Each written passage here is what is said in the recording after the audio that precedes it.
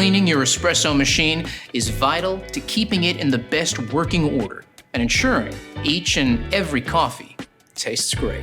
The drip tray should be removed, emptied, and cleaned periodically with warm water, particularly when the empty me indicator shows.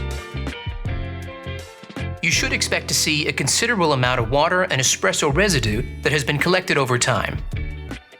Empty the drip tray before cleaning with warm, soapy water, ensuring you remove all residue. The storage tray can also be removed and cleaned with a soft, damp cloth, not abrasive cleaners, pads, or cloths which may scratch the surface.